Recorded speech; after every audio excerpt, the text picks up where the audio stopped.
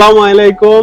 আশা করি সবাই ভালো আছেন। আজকে আবার নতুন একটা ব্লগ নিয়ে হাজির হয়ে গেলাম আপনাদের মাঝে।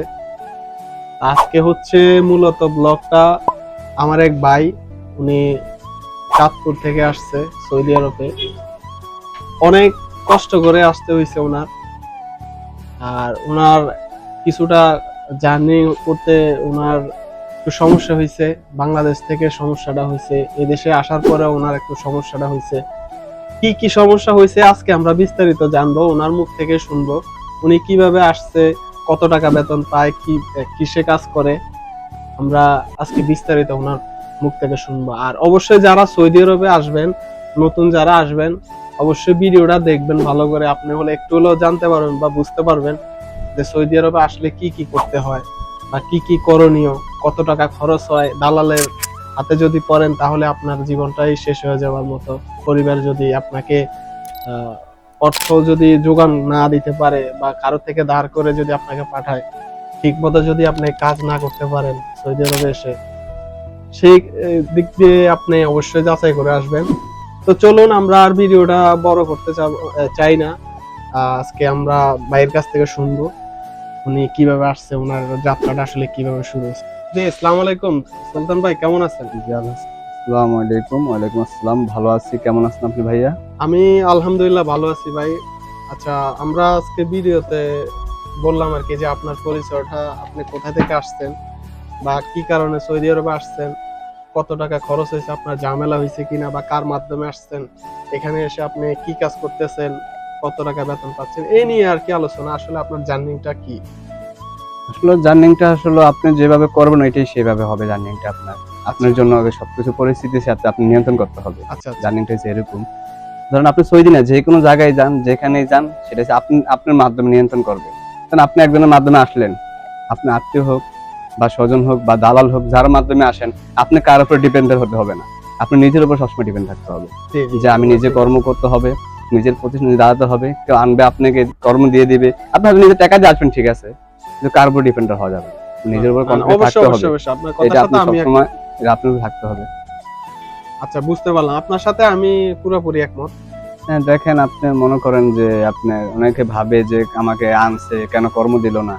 কর্মটা এখানে হচ্ছে কি এমন একটা জিনিস, জায়গা আপনি আসছেন, আমি দোকানে আসছি, দোকানে আপনি আসছেন, দোকান সবসময় এনি টাইম খোলা থাকে, এনি টাইম সবসময়। আমি আসছি, আমার চাকরি জব শুরু, যেদিনকার থেকে আসি পরের দিন থেকে আমার চাকরিটা শুরু আচ্ছা আচ্ছা, বুঝতে আমাদের। পারছি। হ্যাঁ, আর ধরুন আপনি আদার্স কোনো বিষয় আসলেন, ধরুন ফ্রি বিষয় আসলেন, ফ্রি বিষয় বলতে কোনো শব্দ নেই, আপনার সব বিষয় সেম সেম সবই একই। ফ্রি হয়েছে কি আপনি বাইরে কাজ করবেন, এটা হচ্ছে আপনি ফ্রি বিষয় অনেকে বলে। আচ্ছা আচ্ছা আচ্ছা, তার বাইরে আসলে আপনি যখন আসলেন, আপনি তখন হয়তো ভাষা জানেন না, হয়তো বাসা জানেন না, হয়তো আপনি আসছেন নতুন, হয়তো আপনি রোড গার্ড চিনেন না, আপনি কোথা থেকে কাম ধরতে হবে, কোথা থেকে কামে যাইতে হবে, এটা আপনি এখন জানেন না, আপনি জি জি। নতুন। তাহলে আপনার এখানে পরিচিত হইতে হলে, পরিস্থিতি পাইতে হলে কিছু সময় আপনি ওয়েট করতে হবে, ধৈর্য ধরতে হবে। টাকা অবশ্যই 5 অবশ্যই লাখ দিয়ে আসেন বা 6 লাখ দিয়ে আসেন সেটা ম্যাটার না, আপনার ধৈর্য ধরতে হবে। হ্যাঁ, অবশ্যই সবচেয়ে বড় অবশ্যই। কথা হচ্ছে সেখানে আপনি আসার পরই আপনি কাজ পাবেন, পরের দিন আপনার আকামা দিব, পরের দিন কাজ দিব, এরকম কেউ সিস্টেম নাই। আপনার আকামা কখনো আপনি বাড়ির থেকে এটা তৈরি করে না, এটা একটা সৌদির মাধ্যমে হয়। সেটা অফিসের মাধ্যমে কাজ করে, অফিসের মাধ্যমে এটা কোনোদিন 15 দিনে কারোটা আসে, কারোটা 1 সপ্তাহ আসে, কারোটা 3 মাস আসে, কারোটা 6 মাসে আসে, কিন্তু এটা আপনি ধৈর্য ধরতে হবে। যার মাধ্যমে আসেন তাকে বকবেন, গালি দিবেন, এটা আসলে খুব খারাপ একটা জিনিস। কিন্তু কিছু কিছু দালালে সেটা করে, আপনারা আনার পরে এটা বিষয় কিনে, কম দামে কিনে আপনারা আনার পরে সাইরা দেয়, আপনি রোড ঘাটও জানেন না, কোথা থেকে কামে যাইতে হবে, কিভাবে কাজে যাইতে হবে, বা আকামও পান না, আপনি অসহায় অবস্থা করে যান। যে আপনি সঠিক বিষয় সঠিকভাবে আসলে কাজ আপনি সবসময় আসে। আর আপনি যদি কাজ জানেন, কাজের মানুষ হয়ে থাকেন, তাহলে আপনার জন্য সৌদি না, সারা বিশ্বের সব জায়গায় আপনার জন্য কাজ আছে। না না না, ঠিক আছে, আপনার এটাই হচ্ছে কথা সবচেয়ে বেস্ট ঠিক কথা। আছে। আপনি যদি নিজে জানেন যে আমি কাজ করব, কাজ করতে জানি, আপনার ওই টেকনিক আছে, মেধাশক্তি আছে ভালো, তাহলে আপনি সব জায়গায় আপনার জন্য বেস্ট।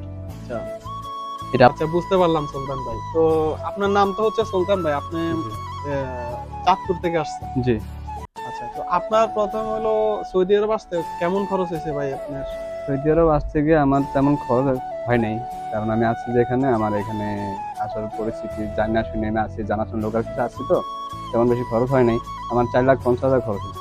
আচ্ছা আচ্ছা, 4,50,000-এর ভিতরে আপনি 4,50,000 চলে আসছেন এই দেশে। চলে যাক, আসছি। তাহলে তো আলহামদুলিল্লাহ ভালো। আর আপনার কি দেশে কোনো ঝামেলা হয়েছে কোনো দেশে ঝামেলা বলতে, আমি অনেকবার টাকা জমা দিয়েছি অনেক দেশে যাওয়ার জন্য। আমি একবার মালয়েশিয়া গিয়েও ফিরে আসছি।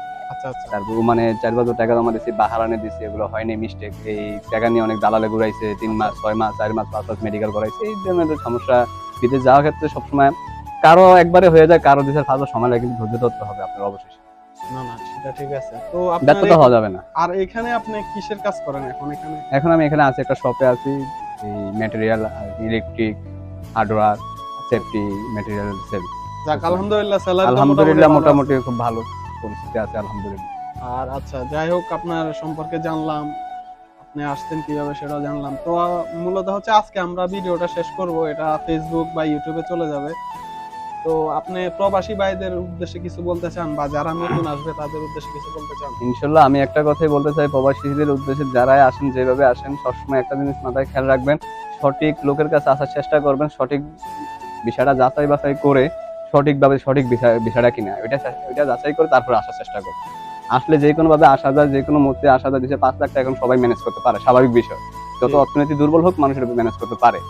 কিন্তু আসার পরবর্তীতে আপনার যে 3 মাস, 6 মাস, 4 মাস কাজ কাম না পাওয়া, যে সমস্যাগুলা, বিভিন্ন ধরনের পারিবারিক সমস্যা ফেস করতে হয়, একটা লোনের সমস্যা ফেস করতে হয়, এগুলো আপনার মানসিক ডিপ্রেস, মানসিক টেনশন অনেকই পড়ে যায়। সেই জিনিসগুলো থেকে মুক্ত হতে গেলে আপনার সুন্দর একটা ভিসা কোথায় পাওয়া যায় ভালো যাচাই বাছাই করে ওই জায়গা থেকে নিতে হবে, এটাই হচ্ছে আপনার সবচেয়ে উত্তম জিনিস। আচ্ছা, তো ঠিক আছে, তাহলে আজকের মতো আমরা এখানে বিদায় নিলাম। সুলতান ভাই ভালো থাকবেন। ইনশাআল্লাহ আর আপনারা প্রবাসী সবাই ভালো ভাইদের থাকবেন, জন্য আপনাদের সবার জন্য দোয়া রইলো। আসসালামু আলাইকুম। কে এক বড় ভাইয়ের থেকে শুনলাম উনি প্রবাসে আসার গল্প, ওনার আসলে কত টাকা খরচ হয়েছে, সৌদি আরবে কিভাবে কাজ করতেছে, কিভাবে আসছে।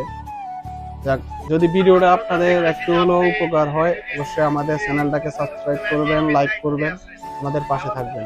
তো আজকের মতো বিদায় নিচ্ছি, আমি মাহবুব। ওকে, আল্লাহ হাফেজ।